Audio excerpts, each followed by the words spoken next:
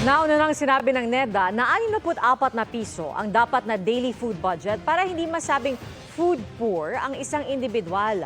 Sa panahon ngayon, hanggang saan nga ba aabot ang 64 pesos mo?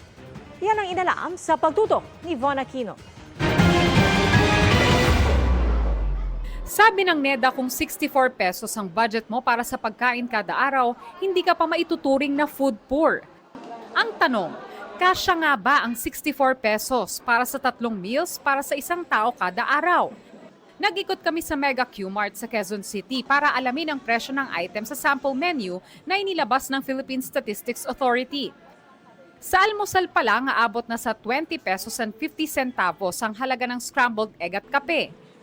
Sa tanghalian, ubos na agad ang 64 peso budget dahil aabot sa 82 pesos ang munggo na may malunggay at dried dilis kasama ng isang panghimagas na saging.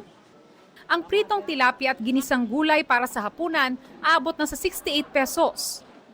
Para sa merienda, 4 pesos to 22 pesos ang budget kung gusto mo ng isang pirasong pandesal at isang maliit na kamote.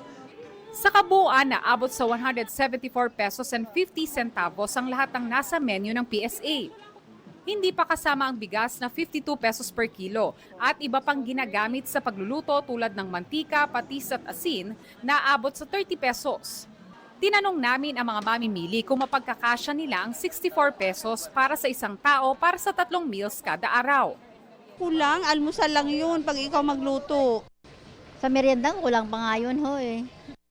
Ang grupong Bayan Muna sinubukan ding bilhin ang nasa menu ng PSA gamit ang 64 pesos sa Commonwealth Market sa Quezon City. Ang nabili lang nila, munggo, asin, 2 pirasong saging, kamoteng kahoy at 1/4 kilo na bigas. Hinahamon ko sila, gusto nila silang mamili. Para mapatunayan po natin na kaya po nilang budgetin yung 64 pesos na sinasabi nila. Ayon sa isang ekonomista, dapat iakma sa inflation ang survey ukol sa halaga ng pagkain ng bawat Pilipino kada araw. Tingnan po natin ang nutritional requirements. Yun. Ano po ang sustansya ng mga kinakain at nabibili ng halagang 64 pesos kada araw. Mas mahalaga na makita natin, halimbawa, saka sa mga lugar po makita natin gaano ba kataas ang presyo? Kasi iba-iba ang inflation, iba-iba ang presyo kada lugar. At iba-iba rin po ang sinusweldo ng ating mga manggagawa sa iba't ibang lugar. Naniniwala rin siyang hindi sapat ang 64 pesos kada araw.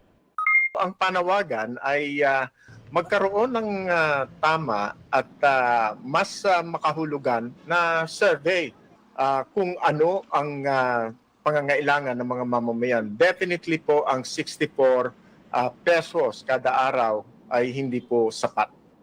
Ire-review na rin daw ng NEDA ang poverty threshold dahil mahigit 1 dekada na rin daw itong naset. Para sa GMA Integrated News, Von Aquino, nakatutok, 24 oras.